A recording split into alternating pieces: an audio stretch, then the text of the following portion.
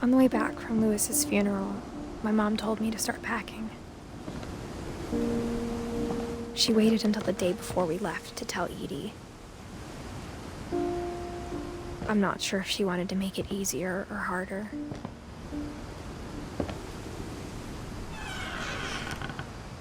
I wish we'd stayed.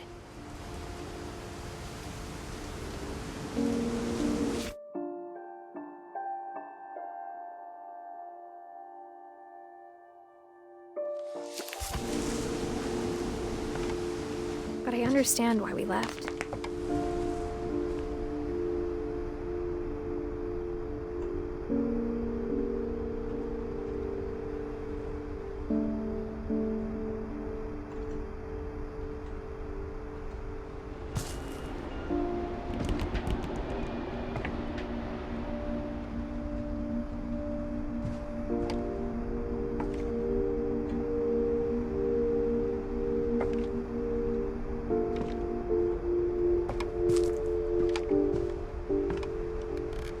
My mom ended up leaving everything behind.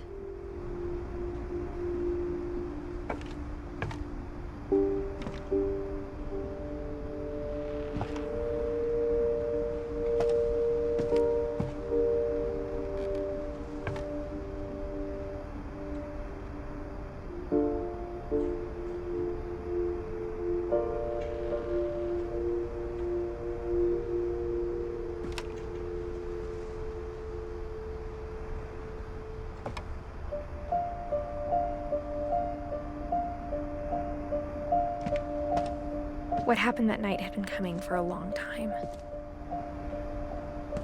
Maybe it should have come sooner.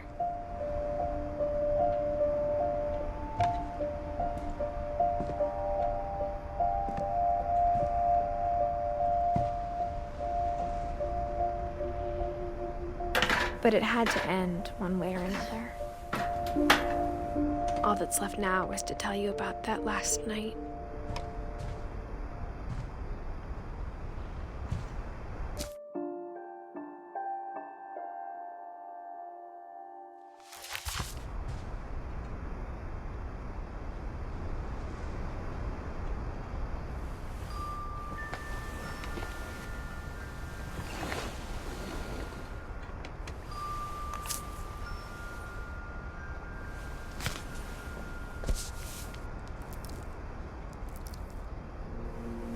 That whole last day, Edie just watched us pack and didn't say a word. Until supper, when she raised her glass and said, "To our final night together, and all our final nights apart." Grandma, you know what I said about alcohol. Some of your medications are very Edith, specific. I left a present for you in the hallway. Why don't you go open it? The grown-ups have to argue now. I'm sorry, you're right. We're all leaving tomorrow. Let's just enjoy our last... I'm not leaving. Edith, you're excused.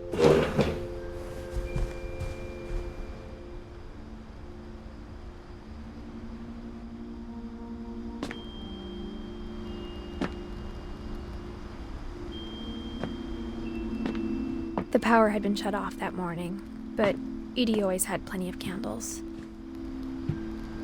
When my mom said the library, I don't think she knew about the other entrance. Or that Edie had a key to it.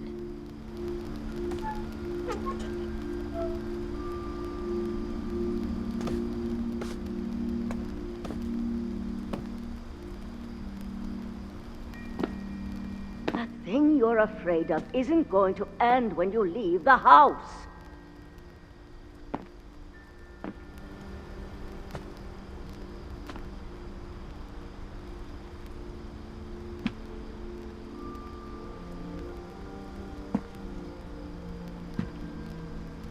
Edith has a right to know these stories.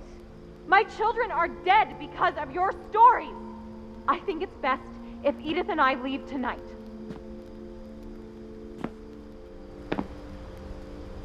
We'll have the nursing home send a van for you in the morning, okay?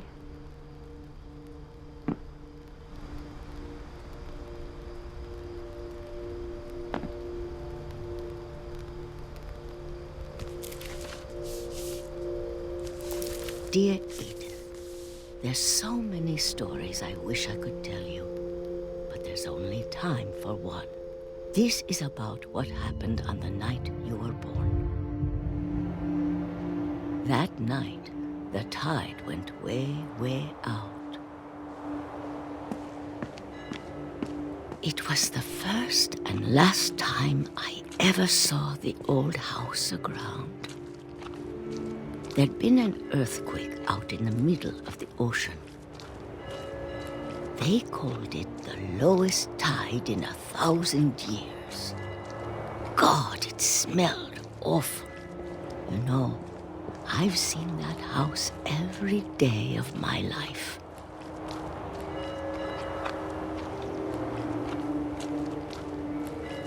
But I never thought I'd go back to it. When the fog rolled in, I lost my way.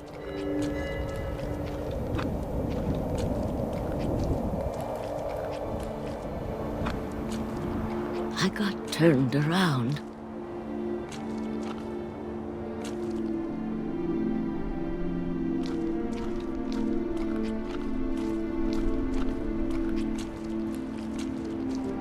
I started seeing things.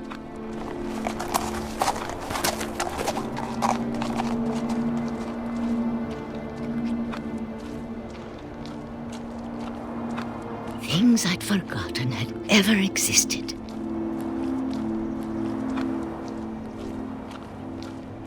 But when I saw them, they felt like old friends.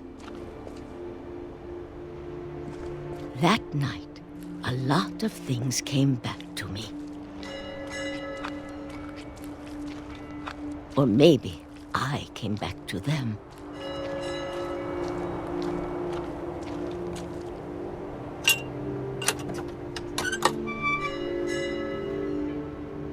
Things I can't explain, but that I need you to try and... Edith, what are you doing in here? It's mine. Edith! Mom, you're gonna rip it! Let go! I kicked and screamed, but Mom dragged me to the car.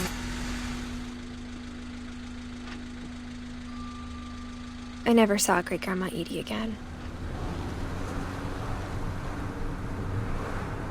The next morning, the van came to pick her up, but she was already gone.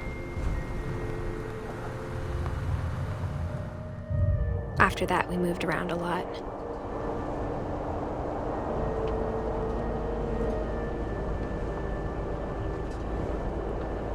We both tried to make the best of it.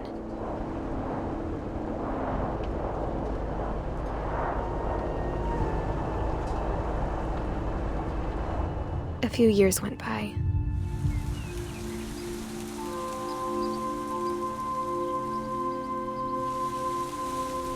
My mom didn't like to talk about it,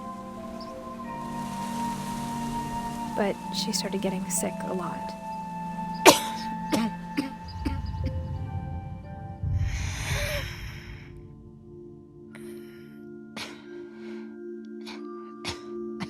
She got better for a while,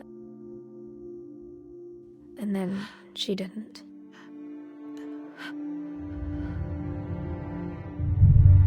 And then I was alone.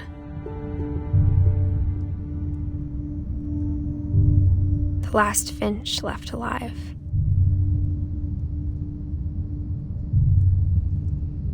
Until I found out about you. I'm still not sure what to tell you about all this. If we lived forever, maybe we'd have time to understand things. But as it is, I think the best we can do is try to open our eyes. And appreciate how strange and brief all of this is.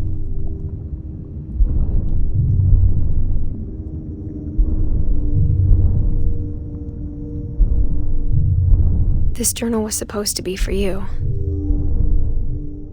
But now I hope you'll never see it. I just want to meet you and tell you all these stories myself. But I guess if you're reading this now, things didn't work out that way.